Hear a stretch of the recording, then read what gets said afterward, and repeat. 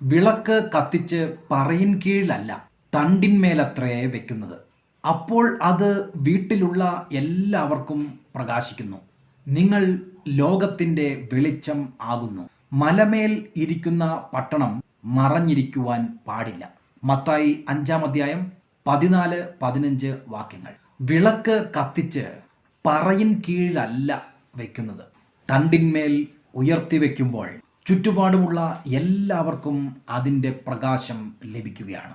നമ്മുടെ ഉള്ളിൽ ഹൃദയത്തിൽ പ്രകാശിക്കുന്ന വെളിച്ചമായി കർത്താവായ യേശു ക്രിസ്തു കടന്നു വരുമ്പോൾ ഏതു മനുഷ്യനെയും പ്രകാശിപ്പിക്കുന്ന സത്യ വെളിച്ചം ലോകത്തിലേക്ക് വന്നു.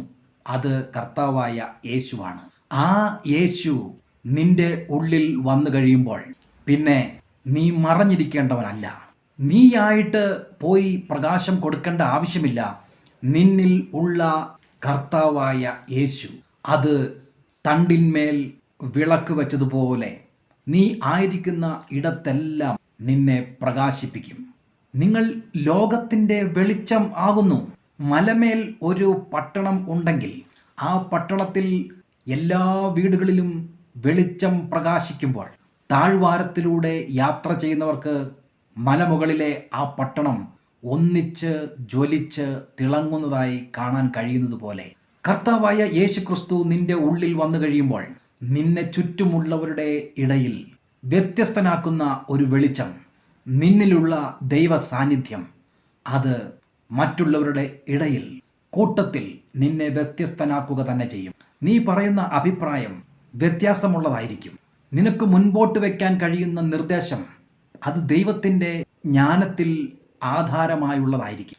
ദൈവവചനം നിന്നിലൂടെ, നിന്റെ നാവിലൂടെ പുറത്തേക്ക് വരും. നിന്റെ പ്രവൃത്തി യോജിച്ച വിധത്തിലുള്ളതായിരിക്കും. കർത്താവായ യേശു ക്രിസ്തു നിന്റെ ഉള്ളിൽ വരുമ്പോൾ നീ ഒരു പുതിയ സൃഷ്ടിയായി തീരും. നീ മലമുകളിലുള്ള പട്ടണം പോലെ പ്രശോഭിക്കും. നിന്റെ ഭവനത്തിലാകട്ടെ, നിന്റെ ജോലിസ്ഥലത്താകട്ടെ, നിന്റെ ദേശത്താകട്ടെ, ക്രിസ്തു യേശുവിന് വേണ്ടി പ്രശോഭിക്കുന്ന ഒരു വ്യക്തിയാകാൻ നിനക്ക് സാധിക്കും. ലോകത്തിലേക്ക് വന്നുകൊണ്ടിരുന്ന യേശു എന്ന പ്രകാശത്തെ ദയവായി അവഗണിക്കാതിരിക്കുക.